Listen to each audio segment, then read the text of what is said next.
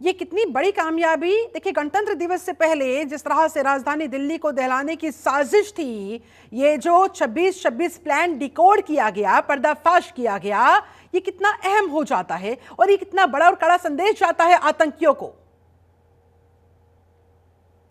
देखिए शिल्पा, जब भी 26 जनवरी आती है या 15 अगस्त आती है, ये सबसे बड़े हमारे जनतंत्र के उत्सव हैं। और इसमें तमाम जितने भी आईएसआई, जैश ए मोहम्मद, खालिस्तान से रिलेटेड जितने भी टेररिस्ट हैं या जो भी संगठन है, उनकी कोशिश होती है इसको अस्थिर करा जाए, कोई ऐसी वारदात की जाए जिससे कि पूरी दुनिया के अंदर मैसेज जाए कि हमने एक अपना मैसेज दे दिया है। तो इसी क्रम के अंदर आप देखेंगे जब किसान आंदोलन हुआ था, किस तरह से जो रिपब्लिक डे की परेड थी वहां तक पहुंचने की ट्रैक्टरों के थ्रू एक पूरी प्लानिंग की गई थी, जिसकी तमाम बाद में तमाम डिकोड हुए, तमाम लोगों की अरेस्ट हुई। और उसमें उनका पूरा प्लान था कि 26 जनवरी की परेड को डिसरप्ट किया जाए। हालांकि वहां पर दिल्ली पुलिस की बड़ी कामयाबी के तौर पर वो पहुंच नहीं पाए। लाल किले पर जाकर उन्होंने हमारे देश की बदनामी की। वहां पर एक पर्टिकुलर धर्म का एक झंडा वहां पर लहराया गया, तिरंगे को साथ छेड़छाड़ की गई। कम से कम 400 दिल्ली पुलिस के कर्मचारी उसमें घायल हुए।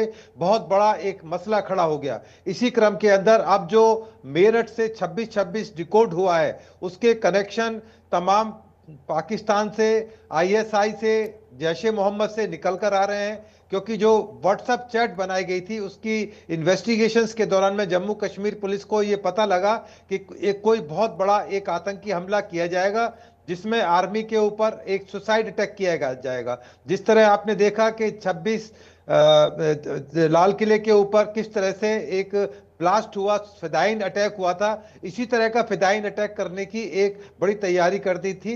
परंतु इस बार दिल्ली पुलिस ने पूरी कमर कस रखी है।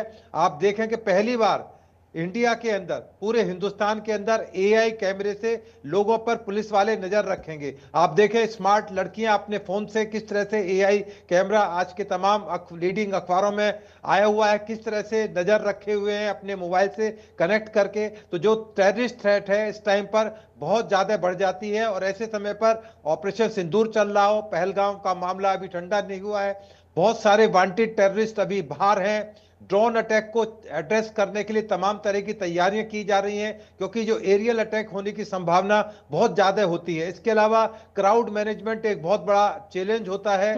मुकेश मीणा साहब आपके चैनल पर है, उन्होंने हमने लोगों ने 26 जनवरी पर वहां पर किस तरह से राजपथ पर तमाम वीआईपी एरियाज को सुरक्षित किया है। डीएफएमडी हो आइडेंटिफिकेशन करने के लिए, फेशियल रिकॉग्निशन सिस्टम, जितने भी डिजिटल सिस्टम है, आज जो लेटेस्ट गैजेट्स हैं उनके साथ में दिल्ली पुलिस उतरी हुई है। तमाम जो होटल्स हैं वेरिफिकेशन की जा रही है, बॉर्डर्स को सील किया जा रहा है, और तमाम जो हाईटेक जो सिक्योरिटी के मेजर्स हैं, चाहे वो सीसीटीवी हो, लगभग 5000 सीसीटीवी इस समय लगाए गए हैं, तमाम पर निगरानी रखने के लिए कंट्रोल रूम बनाया गया है। ट्रैफिक की एडवाइजरी जारी की जा रही है, फोटो आईडी जारी की जा रही है। तमाम जो प्रिकॉशंस इस मौके पर लेने चाहिए उससे ज्यादा लिए जा रहे हैं, क्योंकि ये उम्मीद है ये एक्स्ट्रा ऑर्डिनरी है। क्योंकि राम मंदिर पर भी जिस तरह से अटैक की इंफॉर्मेशन आ रही है, बाबरी मस्जिद को लेकर वेस्ट बंगाल में एक बहुत बड़ा मसला खड़ा हो गया है। कनाडा से तमाम जितने टेररिस्ट हैं या क्रिमिनल्स हैं, वो ऐसे मौकों की फिराक में रहते हैं, अपना एक मैसेज देने के लिए तमाम तरह के वो कोशिश करते हैं कि किसी तरह से भी उनका एक मैसेज दुनिया के अंदर जाए। यदि शिल्पा छोटा सा भी एक ब्लास्ट हो गया, एक पटाखा भी इस परेड के दौरान फट गया, तो पूरी दुनिया के अंदर एक मैसेज जाएगा कि 26 जनवरी की परेड के दौरान या इतने बड़े त्योहार के दौरान, ये हमारा एक राष्ट्रीय पर्व है जनतंत्र का, यदि इसके अंदर एक छोटी सी भी वारदात और आतंकियों का यही तो काम होता है, इसी के आधार पर तो वो दहशत फैलाते हैं, एक नेगेटिव मैसेजिंग देने का प्रयास उनका देश और दुनिया के अंदर। और इसी को रोकने के लिए ये 26-26 प्लान डिकोड भी किया गया है। मुकेश कुमार मीणा साहब भी पूर्व स्पेशल सीपी दिल्ली पुलिस के हमारे साथ इस समय जुड़ चुके हैं। मुकेश साहब, अब मैं आपसे समझना चाहूंगी सर, ये कितना बड़ा चैलेंज होता है इस तरह के इंपॉर्टेंट डेज के आसपास साजिशों को रोकना, उनका खुलासा करना, समय रहते इनके मंसूबों पर पानी फेरना।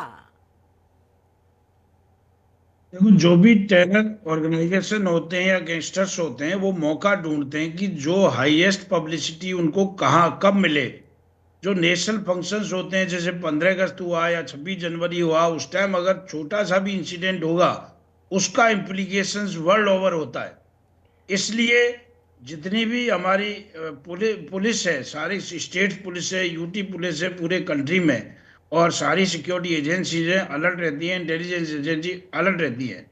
अब इसमें क्योंकि चैलेंज तो है, क्योंकि इतना बड़ा एरिया है और कई मतलब पुलिस पे और भी कई जिम्मेदारियां हैं, केवल एक सिक्योरिटी की गई केवल एक जिम्मेदारी नहीं है। लेकिन उसमें क्योंकि इस टाइम बाकी प्रायोरिटी एक साइड में हो जाती है, लेकिन सिक्योरिटी एक 26 जनवरी का जो फंक्शन करना और विदाउट एनी इंसिडेंट उसको करवाना एक बहुत बड़ा चैलेंज है। उसके तहत जैसे कि अभी वेदभूषण जी ने बताया कि इसमें सभी जगह ये केवल उस वेन्यू का प्लस एरिया सिक्योरिटी है पूरा का पूरा देखा जाता है। जितने भी डिस्ट्रिक्ट एसपीज हैं पूरे कंट्री में या डिस्ट्रिक्ट डीसीपीज हैं जहां जहां लगे हुए हैं, उनकी जिम्मेदारी बनती है कि जितनी सिक्योरिटी एजेंसीज हैं उनके इलाके में काम करती हैं, जितने पुलिस पर्सनल है उनके सबके साथ कोऑर्डिनेट करे, खुद पर्सनली मॉनिटर करे। ये नहीं है कि कोई पर्टिकुलर एजेंसी लगी हुई है वो एजेंसी काम देखे, ऐसा नहीं है। डिस्ट्रिक्ट एसपी और डिस्ट्रिक्ट डीसीपी की जिम्मेदारी है वहां खुद जाए, खुद मौके चेक करें और सारी सिक्योरिटी अपने सबऑर्डिनेट ऑफिसर्स के साथ में कोऑर्डिनेट करें। उसके अलावा जितने भी स्टेक होल्डर्स हैं, ऑर्गेनाइजर्स हैं, उनके साथ अच्छी तरह क्या कहते हैं बिल्कुल मीटिंग करें, कोऑर्डिनेशन करें। फिर जो स्टेट की कोऑर्डिनेशन कमेटी होती है, डिस्ट्रिक्ट की कोऑर्डिनेशन कमेटी होती है, उनमें अपने इनपुट दें और इनको सिक्योरिटी सेटअप को उसमें इंक्लूड कराएं। क्योंकि जितने भी इक्विपमेंट्स हैं, जितने भी अपनी अब जो भी उसमें हमारी टेक्नोलॉजी है, सारी टेक्नोलॉजी यूज होनी चाहिए। जितने भी वेन्यूज हैं सारे सीसीटीवी से कवर होने चाहिए। पेट्रोलिंग है स्पेशली उसमें डिस्ट्रिक्ट एसपी का है कि जितने भी लाइक पीसीआर व्हीकल्स हैं थ्रू आउट द कंट्री, मैं केवल दिल्ली की बात नहीं कर रहा, चाहे जेएंडके अच्छा हो, सर, चाहे ये जो दिल्ली हो, चाहे साजिश स्टेट डिकोड हुई कैपिटल हो, है कहीं हो। इसमें मेरठ के एक उजैर नाम के शख्स का नाम सामने आया है। उसने व्हाट्सएप पर जो चैट की है उस चैट का खुलासा हुआ है और उसके आधार पर पता लगा कि एग्जैक्टली इनकी पूरी प्लानिंग क्या थी। ऐसे में वो स्लीपर सेल के तौर पर काम कर रहा था। इन तक पहुंचना कितना चैलेंजिंग हो जाता है सर? नहीं, इस पर चैलेंजिंग तो है लेकिन इम्पॉसिबल नहीं है। पुलिस को चाहिए कि जहां जहां जिससे चैट या जिससे हुई है, सिक्योरिटी एजेंसी और लोकल पुलिस जितनी भी पुलिस, स्टेट पुलिस है, यूटी पुलिस है, अलर्ट हो जाने चाहिए। कौन कौन ऐसे लोग हैं जो इस चीज में इन्वॉल्व है प्लानिंग में, कौन से ऐसे लोग हैं जो स्लीपर सेल की तरह काम कर रहे हैं, कौन से ऐसे लोग हैं जो इनकी हेल्प कर रहे हैं। क्योंकि आईएसआई और टेररिस्ट ऑर्गेनाइजेशंस हैं, ये तो अपना काम करती रहेंगी क्योंकि पीओके उनके कंट्रोल में है। जब तक पीओके इंडियन गवर्नमेंट उसको कंट्रोल नहीं करेगी तब तक ये प्रॉब्लम होती रहेगी। क्यों? पीओके को मोस्टली वो यूज टेररिस्ट एक्टिविटी पे करते हैं। तो एक तो गवर्नमेंट को एफर्ट्स करने चाहिए धीरे धीरे पीओ को कैसे लेना है, जबकि प्रेजेंट सेंट्रल गवर्नमेंट बार बार बोलती है हम पीओ को लेंगे, और पब्लिक को भी आशा है कि प्रेजेंट गवर्नमेंट बड़ी इफेक्टिव है, शायद पीओ को एक बार हमारे पास आ जाएगा तो उसके बाद काफी हद तक हम टेररिस्ट एक्टिविटी पे कंट्रोल कर पाएंगे। लेकिन जितने भी हैं, जितने भी इंडियन जो लोग इंडिया में हैं, उन लोगों के इमीडिएटली उन पे एक्शन लेना चाहिए। पुलिस को छापे मारने चाहिए, उनको गिरफ्तार करना चाहिए, उनके खिलाफ कार्रवाई करनी चाहिए, और पॉसिबल अगर कोई सपोर्टर्स हैं उनको प्रिवेंटिव एक्शन में बंद करना चाहिए। रेगुलर जो बीट ऑफिसर्स हैं पूरे कंट्री में, जितने भी लोकल पुलिस जो है, लोकल थाना, उनको चाहिए कि बिल्कुल सीरियसली काम करें और जहां जहां इनके हेल्पर्स या सपोर्टर्स या इमोशनल और डिजिटल सोशल मीडिया पे मॉनिटर करके काम करना। शरीफियत के साथ कोई आदमी रह रहा है और अचानक से उसके पास मैसेज आता है और वो स्लीपर सेल के तौर पर एक्टिव हो जाता है और उसके बाद अपने मंसूबों को अंजाम देने के लिए वो अपने काम में लग जाता है। ऐसे में सडन चेंज उसके बिहेवियर में, उसकी एक्टिविटीज में, इसे पहचानना ये कितना मुश्किल होता है सर, और कितना इंपॉर्टेंट होता है? इस तक कैसे पहुंचा जा सकता है? देखिए शिल्पा, नहीं बहुत ही हाँ, माइक्रो लेवल पर पुलिस को काम करना पड़ता है। बीट के लेवल पर उसको हर आदमी पर, ऐसे सेंसिटिव आदमी हाँ के ये एरियाज के ऊपर निगाह रखनी होती है, हाँ क्योंकि इतना बड़ा एक फंक्शन होता है। और ये फंक्शन छोटा नहीं है, क्योंकि इसमें हमारे दूसरे कंट्री से हमारे चीफ गेस्ट होते हैं। उसके अलावा 500 मीटर का जो एरिया कर्तव्य पथ है, उसके ऊपर प्राइम मिनिस्टर, प्रेसिडेंट, तमाम कैबिनेट, तमाम वीवीआईपी, तमाम जितने हाई रिस्क जो हमारे ऑफिसर्स हैं, ब्यूरोक्रेट्स हैं, तमाम की वहां पर सिटिंग होती है। यदि एक भी इस तरह का एलिमेंट वहां पहुंच गया, उसके नजदीक पहुंच गया, इसीलिए इस बार डिफरेंट सिस्टम रखा गया है। तमाम ऑनलाइन जो इनवाइटेड गेस्ट हैं या जो दर्शक हैं, उनके लिए इस बार बार कोड का इंतजाम किया गया है, और तमाम जगह डीएफएमडी लगाए गए हैं, एडवाइजरी जारी की जा रही हैं, what to do and what not to do. तमाम तरह के प्रिकॉशंस पुलिस इस समय पर लेती है और तमाम कार्रवाई करती है, क्योंकि जो रूट है जिस पर यह परेड निकलनी है, या तमाम जो आर्मी के कॉन्टिनेंट है, पैरामिलिट्री फोर्सेस हैं, उनको सुरक्षा प्रदान करना। क्योंकि जो प्रोग्राम शुरू होता है विजय चौक, राष्ट्रपति भवन से लेकर कर्तव्य भवन होते हुए, दरियागंज होते हुए लाल किला पहुंचता है, एक बहुत बड़ा पैच होता है। इसको सिक्योर करना पुलिस के लिए एक बहुत बड़ा चैलेंज होता है। परंतु पुलिस चूंकि एक प्रोफेशनल फोर्स है, दिल्ली पुलिस, वो तमाम तरह की तैयारियों, महीनों पर पहले तैयारियां की जाती हैं, एरियल रिव्यू किया जाता है कि कहां कहां संभावना होती है। और आज ड्रोन का टाइम है, टेक्नोलॉजी का टाइम है, तमाम लोगों को कैसे आइडेंटिफाई किया जाए। क्योंकि जो मैंने अभी आपको पहले ही बताया था कि एआई कैमरे से पहली बार जो हमारा जो स्टाफ है, जो लड़कियां हैं, जो नए सब इंस्पेक्टर्स हैं या कांस्टेबल्स हैं, उनको जिम्मेदारी दी गई है कि वो अपने एआई कैमरे से मोबाइल को कनेक्ट करके लोगों के ऊपर निगाह रखें। तो बिल्कुल जो लेटेस्ट टेक्नोलॉजी है उसका दिल्ली पुलिस पहली बार इस्तेमाल कर रही है। उसके अलावा जितना भी रूट है उसको कैसे प्रोटेक्ट किया जाए, क्योंकि इसमें वीवीआईपी अरेंजमेंट बहुत बड़ा होता है, पूरा दिन वीवीआईपी अरेंजमेंट चलता है, बल्कि रात को 12 बजे के बाद ये तमाम एक्टिविटीज शुरू हो जाती हैं। तमाम बॉर्डर्स को सील करना पड़ता है, तमाम तरह के प्रिकॉशन जो सिक्योरिटी मेजर्स होते हैं वो लेना दिल्ली पुलिस की एक जिम्मेदारी है। और क्योंकि यदि कोई भी इंसिडेंट हो जाता है तो दिल्ली पुलिस की फजीयत नहीं होती, देश की बहुत बड़ी बदनामी होती है, बहुत बड़ा मैसेज जाता है। और इस तरह के एलिमेंट, चाहे वो खालिस्तान रिलेटेड हो, गैंगस्टर्स हो, या मुस्लिम टेररिस्ट हों, आईएसआई हैं, जैश ए मोहम्मद है, उनकी पूरी कोशिश होती है कि इस मौके पर कोई ना कोई ऐसी एक्टिविटी की जाए जिससे कि वो बड़ा मैसेज देने में कामयाब हो पाए। और परंतु हमारा चैलेंज है, तमाम इंटेलिजेंस एजेंसी जिस टाइम पर हाई अलर्ट पर होती हैं, तमाम डिपार्टमेंट, तमाम पैरामिलिट्री फोर्सेस और तमाम तरह की फोर्सेस हाई अलर्ट पर होती हैं। दिल्ली के नजदीक हिंडन एयरपोर्ट है, वहां पर यदि कोई एरियल कोई अटैक होता है या इस तरह की कोई एक्टिविटी होती है तो उसको कैसे, किस तरह से कंट्रोल किया जाए, कैसे चेक किया जाए, हर तरह की जिम्मेदारी जाहिर तौर पर एक कहावत है ना सर तीनों कि तरह की जिम्मेदारियों के साथ चार पुलिस कदम काम आगे करती है। चोर होते हैं, लेकिन अब उसे बदलने की तैयारी में दिल्ली पुलिस है। मुकेश कुमार मीणा साहब, देखिए कि काले चश्मे का भी जिक्र यहाँ पर हो रहा है, जिस चश्मे को दिल्ली पुलिस के जवानों को दिया जाएगा और वो एक खास मोबाइल से कनेक्टेड होगा। अगर कोई भी असामाजिक तत्व निकलता है उनके सामने से तो फिर उनकी पहचान तुरंत कर ली जाएगी। ऐसे में सर ये क्या है, कैसा चश्मा है और कैसे टेक्नोलॉजी की मदद के साथ अपराधियों तक पहुंचा जाएगा, सामाजिक तत्वों तक पहुंचा जाएगा, ये कैसे होगा सर?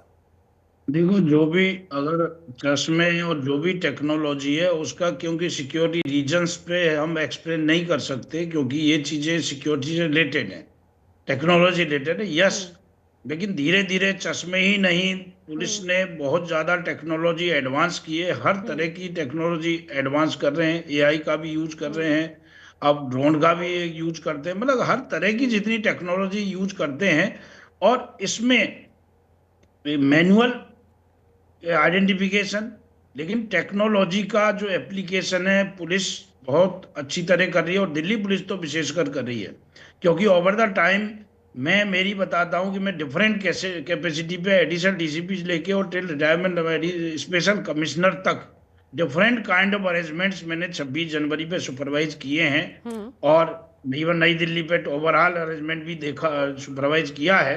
तो आई नो कि काफ़ी चैलेंजिंग है, लेकिन अगर साइंटिफिकली करें, टाइम से करें, सिस्टमेटिकली करें, सारे ऑफिसर्स को ब्रीफ करें और रेगुलरली अगर उसको अच्छी तरह काम करें तो कोई बहुत ज़्यादा मुश्किल नहीं है।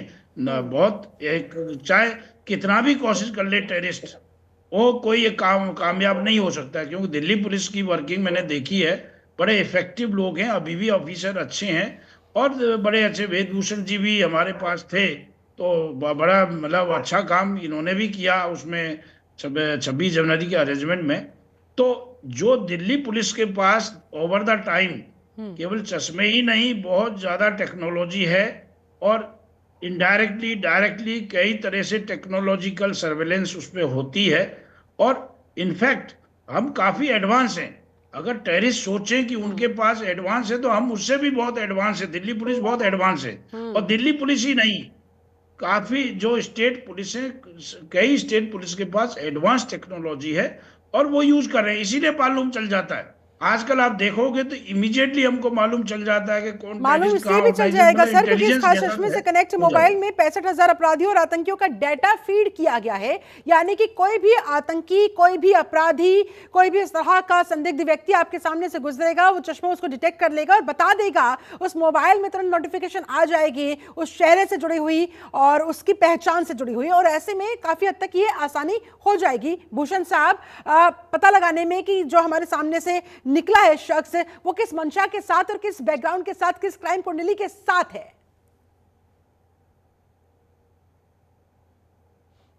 शिल्पा, मेरे से सवाल है आपका? जी विद सर। शिल्पा, देखिए टेक्नोलॉजी इतनी हाई हो चुकी है, क्योंकि कानून जो 2024 का हिंदुस्तान में लागू हुआ है, उसमें डिजिटल को सबसे ज्यादा इंपॉर्टेंस दी गई है। डिजिटल एविडेंस, किसी भी तरह का एविडेंस, चाहे व्हाट्सएप का एविडेंस है, इंस्टाग्राम है, फेसबुक है। अब मुझे पता लगाना हो कि शिल्पा तोमर कौन है, केवल मैं आपके मोबाइल पर, अपने मोबाइल पर एआई से आपके बारे में पूछूंगा, वो जितनी भी जानकारी है शिल्पा तोमर से रिलेटेड है, सारी जानकारी मुझे सेकंड्स के अंदर प्रोवाइड करा देगा कि शिल्पा तोमर जनतंत्र की एक बहुत बेहतरीन एंकर हैं। तमाम तरह की जानकारियां जो सोशल मीडिया पर आपके बारे में अवेलेबल होंगी, उसके बारे में मिल जाएंगी। आप मेरे बारे में जानना चाहेंगे, मैं निकल के जाऊंगा कैमरे से, बता देंगे अभी अभी एसीपी वेदभूषण गए थे, मीना साहब गए थे। तो ये एक हम लोगों के लिए सतत एक प्रयास होता है। मीना साहब और हमने बहुत लंबे समय तक नई दिल्ली डिस्ट्रिक्ट के अंदर सेवाएं की हैं, और महीनों पहले तैयारी होती थी, ब्रीफिंग पूरे दिन तैयारियां रहती थी, किस तरह से रोड के ऊपर तैयारी की जाए, ऑफिस में बैठकर किस तरह से मीटिंग्स की जाए, कैसे तमाम जो प्लानिंग्स हैं, जोन है, सेक्टर है, नीचे लेवल जो कांस्टेबल लेवल तक था, उस तक को जानकारी होती थी कि उसकी ड्यूटी क्या है, उसको क्या करना है। तो ये तमाम चीजें आज के टाइम में, वक्त बदल रहा है, तेजी से चेंज हो रही है, डिजिटल का टाइम है। तमाम जो नए लड़के लड़कियां, आईपीएस, कांस्टेबल, सब इंस्पेक्टर्स आ रहे हैं, उनको अलर्ट किया जा रहा है, अवेयर किया जा रहा है किस तरह से ज्यादा से ज्यादा डिजिटल और लेटेस्ट टेक्नोलॉजी के साथ में अपने आप को इक्विप कर सकें। क्योंकि यदि कोई मामला ऐसा बनता है तो अदालत के अंदर जब वो मामला जाएगा तो बियॉन्ड डाउट ये माना जाएगा कि जो भी डिजिटल एविडेंस है ये झूठ नहीं बोलते और ये सच बोलते हैं, और सजा के लिए भी ये बहुत चीज है और आइडेंटिफिकेशन के लिए भी चीज है। तो ये आने वाला समय है, इससे समय भी बचेगा, दिल्ली पुलिस को काफी हद तक सहूलियत भी होगी उन तक पहुंचने में, असामाजिक तत्वों को पहचानने में। बहुत बहुत शुक्रिया आपका वेदभूषण साहब, बहुत बहुत शुक्रिया आपका मुकेश कुमार मीणा साहब, हमारे साथ इस खास चर्चा में शामिल होने के लिए बहुत बहुत धन्यवाद समय निकालने के लिए आप दोनों का।